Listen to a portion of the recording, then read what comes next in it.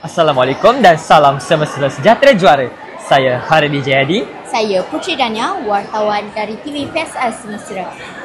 Keputusan Sijil Pelajaran Malaysia atau dikenali sebagai SPM pada tahun 2024 yang dinantikan telah diumumkan pada 24 April 2025. Seramai lebih 300 calon semesra telah mengambil peperiksaan penting ini tahun lalu.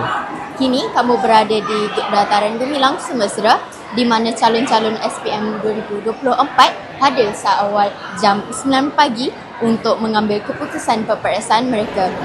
Suasana di sini penuh debaran, ada yang gembira, ada yang tenang dan ada juga yang tak sabar nak tahu peperiksaan result mereka.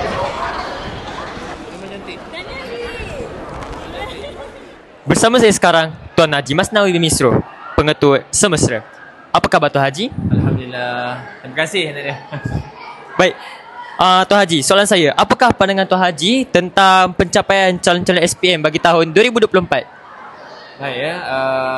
Assalamualaikum warahmatullahi dan salam semesra. Syukur alhamdulillah untuk tahun 2024 sekolah mencatatkan pencapaian yang cemerlang untuk calon-calon SPM.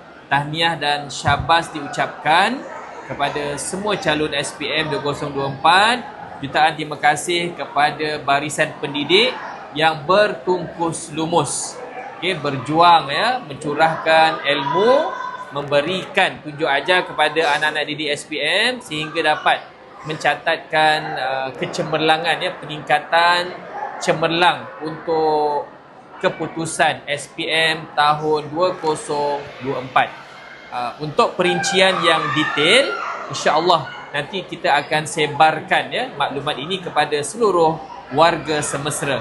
Tahniah sekali lagi, Semesra sejahtera juara. Baik Tuan, terima kasih atas jawapan yang diberikan.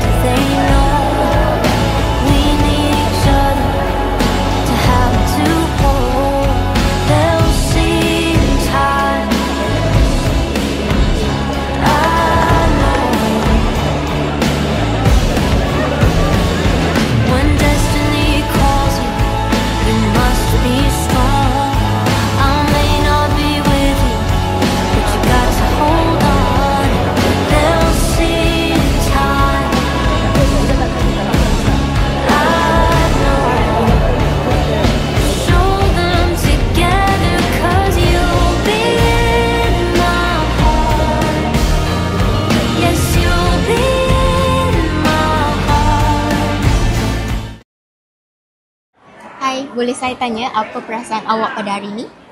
Memang happy lah sebab sebelum ni tak pernah dapat straight A. And hari ni hampir straight pass pula. And berpuas hati, bersyukur. And yeah. Okey, seterusnya boleh tak bagi kata-kata semangat akak kepada pelajar-pelajar yang akan menduduki SPM pada tahun ini? Okay, boleh. SPM ni dia sekali je dalam hidup. So give your all.